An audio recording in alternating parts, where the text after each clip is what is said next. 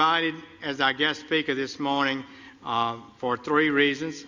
A gentleman, he loves Jesus, he has a compelling life story, and he is a distinguished man of science and healing.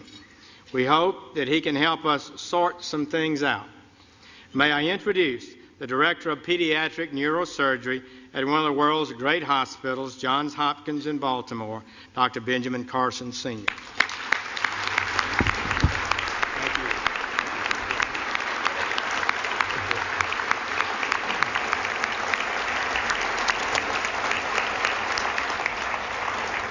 Thank you so much, Mr. President, Mr. Vice President, Mrs. Obama, distinguished guests, which includes everybody. Thank you so much for this wonderful honor to be at the stage again. I was here 16 years ago, and the fact that they've invited me back means that I didn't offend too many people. So that was great. I want to start by reading four texts which will put into context what I'm going to say. Proverbs 11:9. With his mouth, the godless destroys his neighbor, but through knowledge the righteous escape. Proverbs 11:12. A man who lacks judgment derides his neighbor, but a man of understanding holds his tongue. Proverbs 11:25. A generous man will prosper. He who refreshes others will himself be refreshed. And 2 Chronicles 7:14.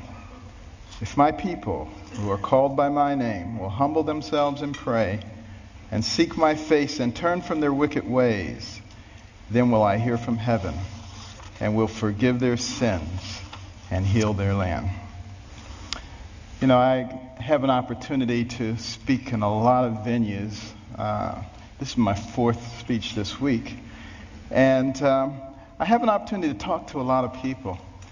And I've been asking people, what concerns you? What are you most concerned about in terms of the spirituality and the direction of our nation and our world? And I've talked to very prominent Democrats, very prominent Republicans. And I was surprised by the uniformity of their answers. And those have informed my comments this morning. Now, it's not my intention to offend anyone. I have discovered, however, in recent years that it's very difficult to speak to a large group of people these days and not offend someone. And people walk around with their feelings on their shoulders waiting for you to say something. Did you hear that? And they can't hear anything else you say. The PC police are out in force at all times. I remember once I was talking to a group about the difference between a human brain and a dog's brain. And a man got offended. He said, you can't talk about dogs like that. But, you know, people just focus in on that, completely miss the point of what you're saying. And we've reached a point where people are afraid to actually talk about what they want to say because somebody might be offended. People are afraid to say Merry Christmas at Christmas time. It doesn't matter whether the person you're talking to is Jewish or, you know, whether they're any religion. That's a salutation, a greeting of goodwill.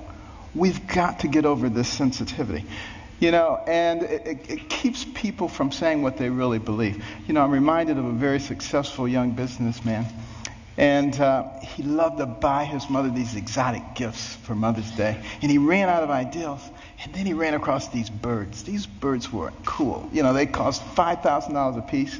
They could dance, they could sing, they could talk. He was so excited he bought 2 of them. Sent them to his mother, couldn't wait to call her up on Mother's Day. Mother, what'd you think of those birds? And she said, they was good. He said, no, Mother, you didn't eat those birds. Those birds cost $5,000 a piece. They could dance, they could sing, they could talk.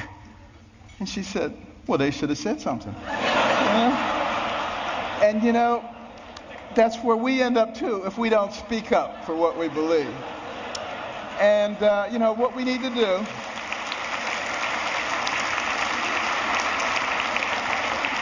What we need to do in this PC world is forget about unanimity of speech and unanimity of thought. And we need to concentrate on being respectful those people with whom we disagree. And that's when I think we begin to make real progress. And one last thing about political correctness, which I think is a horrible thing, by the way. I'm very, very compassionate, and I'm not ever out to offend anyone. But PC is dangerous. Because you see, this country, one of the founding principles was freedom of thought and freedom of expression. And it muffles people. It puts a muzzle on them. And at the same time, keeps people from discussing important issues while the fabric of their society is being changed. And we cannot fall for that trick. And what we need to do is start talking about things that are important, things that were important in the development of our nation. Well, one of those things was education. I'm very passionate about education because it's made such a big difference in my life. But here we are at a time in the world, the information age, the age of technology. And yet, 30% of people who enter high school in this country do not graduate. 44% of people who start a 4-year college program do not finish it in 4 years. What is that about? Think back to a darker time in our history, 200 years ago when slavery was going on. It was illegal to educate a slave, particularly to teach him to read. Why do you think that was? Because when you educate a man, you liberate a man. And there I was as a youngster, placing myself in the same situation that a horrible institution did, because I wasn't taking advantage of the education. I was a horrible student. Most of my classmates thought I was the stupidest person in the world. They called me dummy. I was the butt of all the jokes. Now, admittedly, it was a bad environment. Single parent home. You know, my mother and father had gotten divorced early on. My mother got married when she was 13.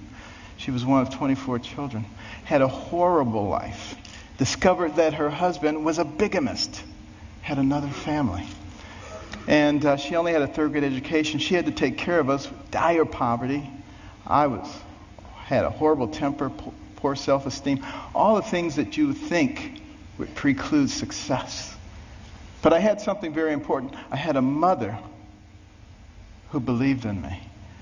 And I had a mother who would never allow herself to be a victim, no matter what happened. Never made excuses, and she never accepted an excuse from us. And if we ever came up with an excuse, she always said, "Do you have a brain?" And if the answer was yes, then she said, then you could have thought your way out of it. It doesn't matter what John or Susan or Mary or anybody else did or said. And it was the most important thing she did for my brother and myself. Because if you don't accept excuses, pretty soon people stop giving them and they start looking for solutions. And that is a critical issue when it comes to success. Well, you know, we did live in dire poverty.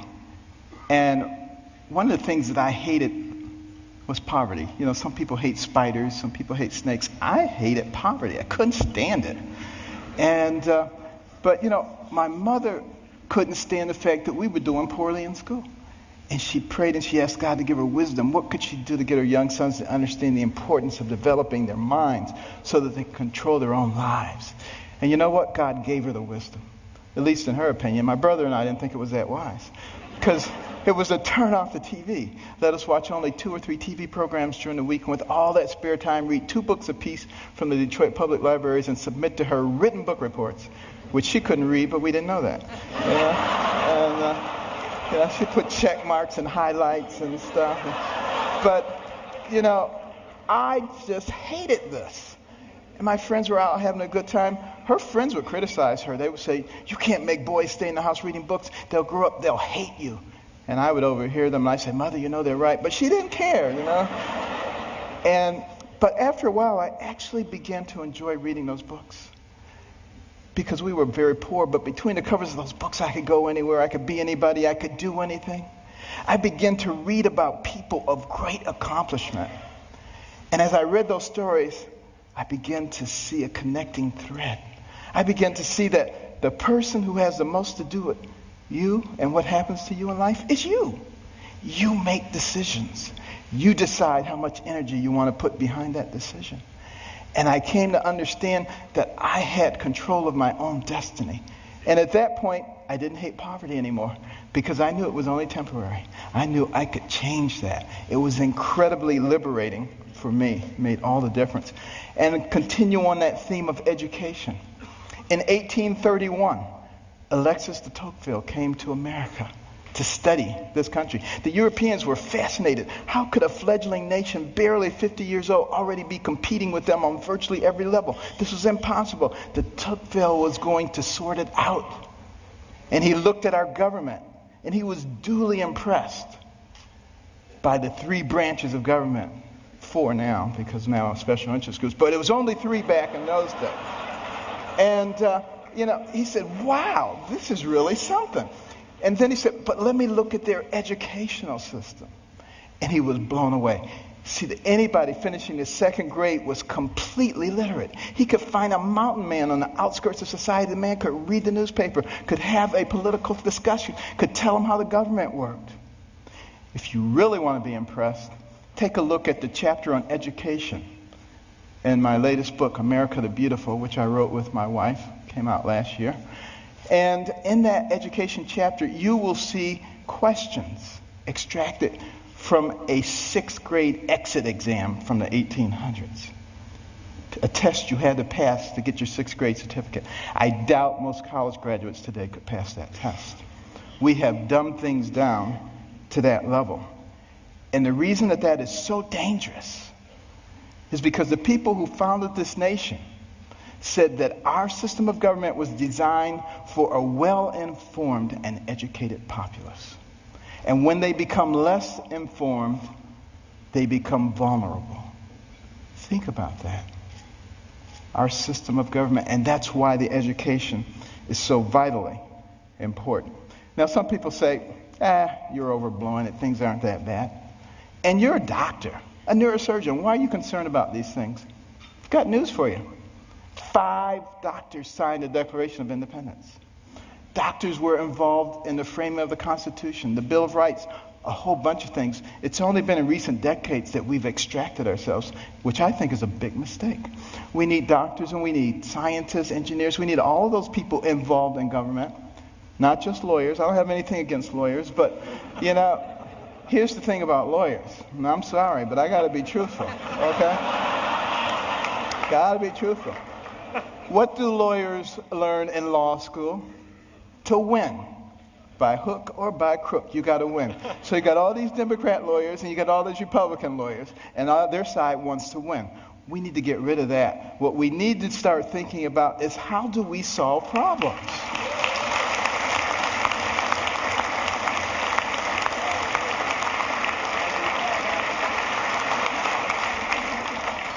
And now, before I get shot, let me finish here. Now, one of the reasons, and I don't like to bring up problems without coming up with solutions. My wife and I started the Carson Scholars Fund 16 years ago after we heard about a survey, an international survey, looking at the ability of 8th graders in 22 countries to solve math and science problems. And we came out number 21 out of 22, barely beat out number 22. Very concerning. And we'd go into schools and we'd see all these trophies, all-state basketball, all-state wrestling, all-state this, that, and the other. The quarterback was the big man on campus. And what about the intellectual superstar? What did they get? A National Honor Society pin? A pat on the head? They're a little nerd. Nobody cared about them. And is it any wonder that sometimes the smart kids try to hide? They don't want anybody to know that they're smart. This is not helping us as a nation. So we started giving out scholarships to students from all backgrounds for superior academic performance and demonstration of humanitarian qualities.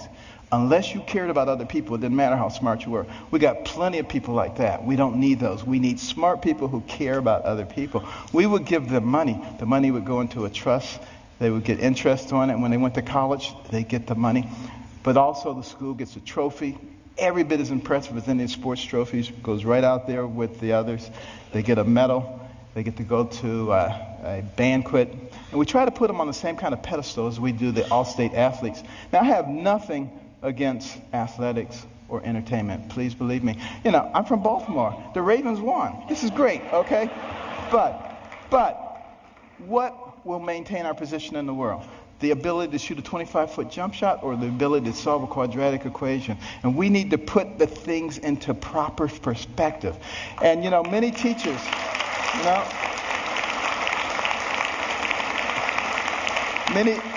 many teachers have told us when we put a Carson Scholar in their classroom, the GPA of the whole class goes up over the next year. And it's been very gratifying. We started 16 years ago with 25 scholarships in Maryland. Now we've given out more than 5,000, and we're in all 50 states. But we also put in reading rooms. These are fascinating places that no little kid could possibly pass up. And they get points for the amount of time they spend in their reading, the number of books that they read, and they can trade them in for prizes. In the beginning, they do it for the prizes, but it doesn't take long before their academic performance begins to improve. And we particularly target Title I schools where kids come from homes with no books and they go to schools with no libraries. Those are the ones who drop out. And we need to truncate that process early on because we can't afford to waste any of those young people. You know, for every one of those people that we keep from going down that path of self-destruction and mediocrity, that's one less person you have to protect yourself and your family from. One less person you have to pay for in the penal or the welfare system. One more tax-paying productive member of society who may invent a new energy source or come up with a cure for cancer. They're all important to us, and we need every single one of them. It makes a difference.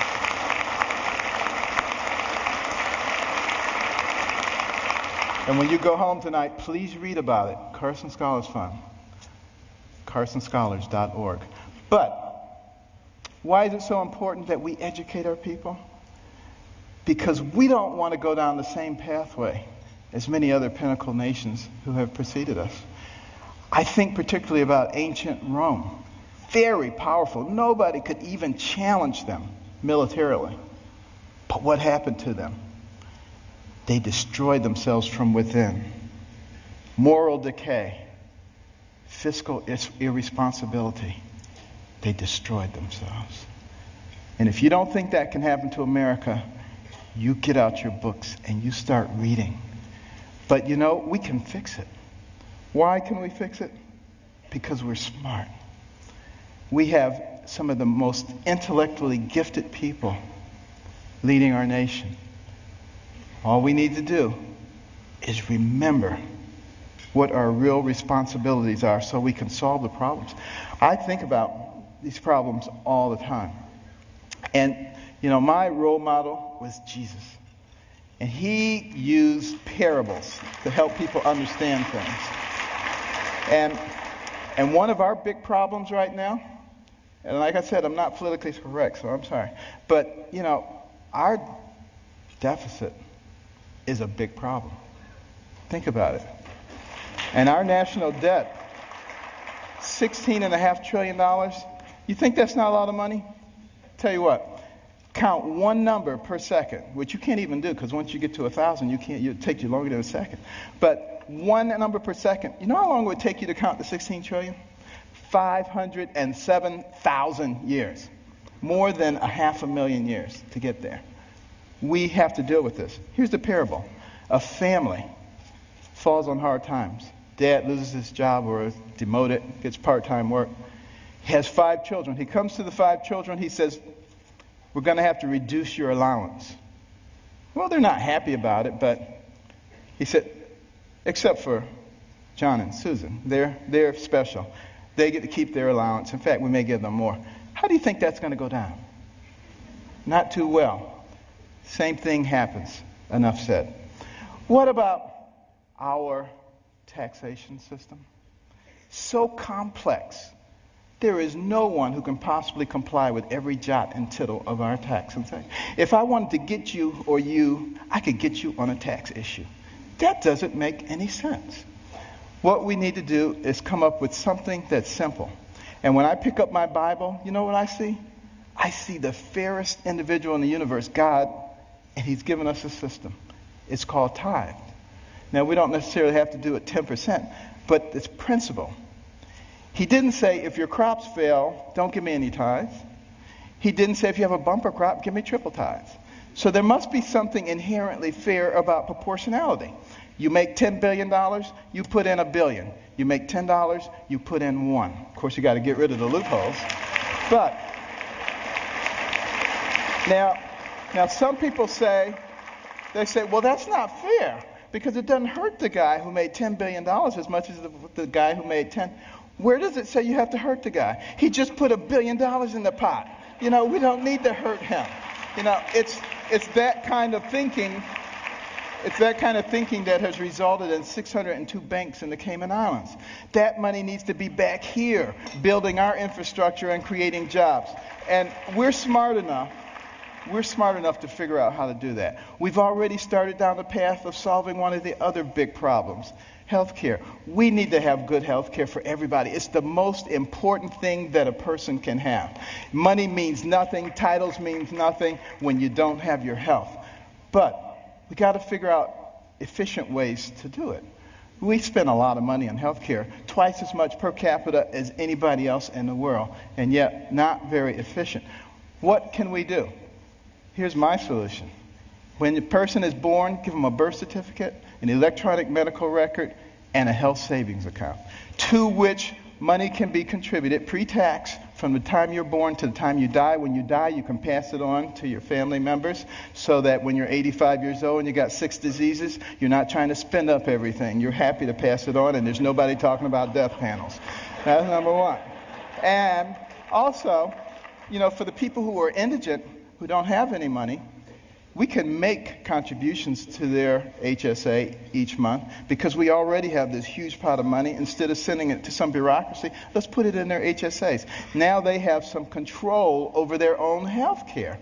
And what do you think they're going to do? They're going to learn very quickly how to be responsible. When Mr. Jones gets that diabetic foot ulcer, he's not going to the emergency room and blowing a big chunk of it. He's going to go to the clinic. He learns that very quickly. Gets the same treatment. In the emergency room, they send him out. In the clinic, they say, now let's get your diabetes under control so you're not back here in 3 weeks with another problem.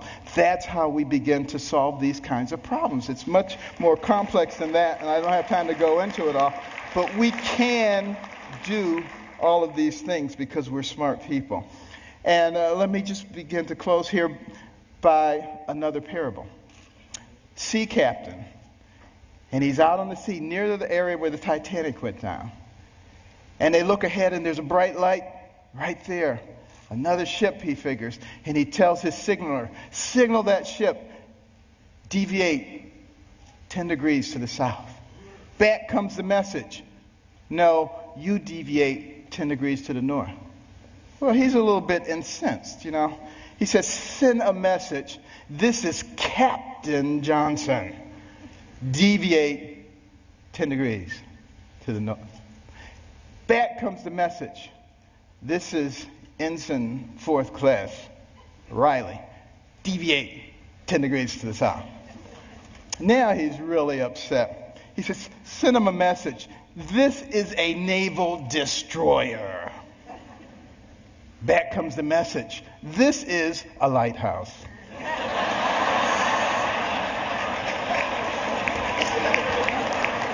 Enough said. Now, what about the symbol of our nation? The eagle, the bald eagle. It's an interesting story how we chose that. But a lot of people think we call it the bald eagle because it looks like it has a bald head. That's not the reason. It comes from the Old English word piebald, which means crowned with white. And we just shorten it to bald. Now use that the next time you see somebody who thinks they know everything. You get them on that one. But why is that eagle able to fly high forward? Because it has 2 wings, a left wing and a right wing. Enough said. And I want to close with this story. 200 years ago, this nation was involved in a war, the War of 1812. The British, who are now our good friends, thought that we were young whippersnappers. It was time for us to become a colony again. They were winning that war, marching up the eastern seaboard, destroying city after city, destroyed Washington, D.C., burned down the White House. Next stop, Baltimore. As they came into the Chesapeake Bay, that armada of ships, warships, as far as the eye could see, it was looking grim. Fort McHenry standing right there. General Armistead, who was in charge of Fort McHenry, had a large American flag commissioned to fly in front of the fort. The admiral in charge of the British fleet was offended. He said, "Take that flag down. You have until dusk to take that flag down. If you don't take it down, we will reduce you to ashes." There was a young amateur poet on board by the name of Francis Scott Key, sent by President Madison to try to obtain the release of an American physician who was being held captive. He overheard the British plans. They were not going to let him off the ship. He mourned as dusk approached. He mourned for his fledgling young nation. And as the sun fell, the bombardment started. Bombs bursting in air, missiles, so much debris. He strained trying to see, was the flag still there? Couldn't see a thing. All night long it continued. At the crack of dawn, he ran out to the banister. He looked, straining his eyes, but all he could see was dust and debris. And then there was a clearing, and he beheld the most beautiful sight he'd ever seen. The torn and tattered stars and stripes still waving. And many historians say that was the turning point in the War of 1812. We went on to win that war and to retain our freedom. And if you had gone into the grounds of Fort McHenry that day, you would have seen at the base of that flag the bodies of soldiers who took turns propping up that flag. They would not let that flag go down because they believed in what that flag symbolized. And what did it symbolize? One nation under God, indivisible, with liberty and justice for all. Thank you. God bless.